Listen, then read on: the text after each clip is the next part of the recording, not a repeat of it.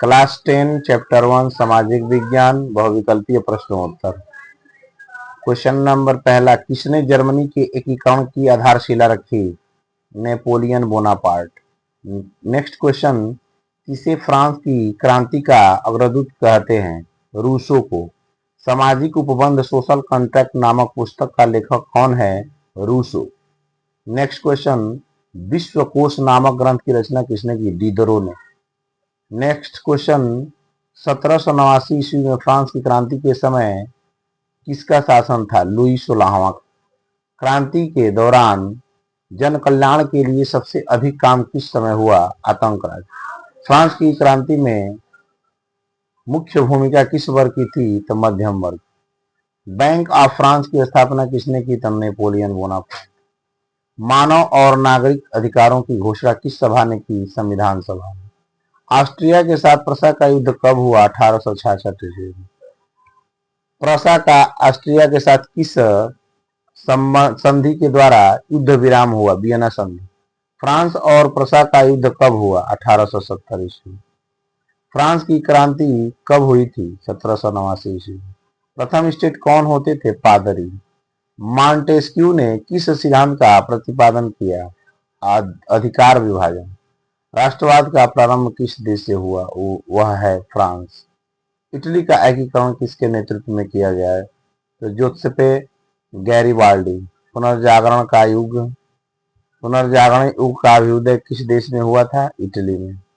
1848 की फ्रांसीसी राज्य क्रांति के फलस्वरूप गणतंत्र की स्थापना हुई। यंग इटली सोसाइटी का संस्थापक कौन था? तो मैजनी। फ्रांस में गणतंत्र की घोषणा किस वर्ष हुई थी? 1848 ईस्वी में।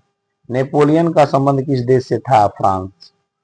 जर्मनी के एकीकरण में मुख्य भूमिका किसकी थी? तो ऑटोमान बिस्मार्क। नेपोलियन बोनापार्ट की पराजय कब हुई थी? 1815 ईस्वी में। ऑटोमान बिस्मार्क का संबंध किस देश से है? जर्मनी से। किसे 1871 में जर्मनी का प्रथम सम्राट घोषित किया गया? विलियम प्रथम। 1789 में फ्रांस किस प्रकार का राज्य था? असीमित राजतंत्र। कौन सा देश केंद्रीय शक्तियों में सम्मिलित था? जर्मनी। जब फ्रांस छिकता है तो बाकी यूरोप को सर्दी जुकाम हो जाता है, यह किसका कथन है? मेटरनिख। जुत्सेपे मैत्नी द्वारा स्थापित गुप्त संगठन था यंग इटली। जर्मन संस्कृत में वोक्स जिस्ट का आशय था आम जनता। निम्नलिखित नेताओं में से किसने एक गुप्त संगठन यंग इटली बनाया? जोसेपे मैत्नी। जोसेपी मैत्नी का संबंध था इटली के एकीकरण से। वियना की संधि कब हुई थी? 1815 ईस्वी में। उदारवाद से तात्पर्य है व्यक्ति को स्वतंत्रता का कानून के समक्ष समानता।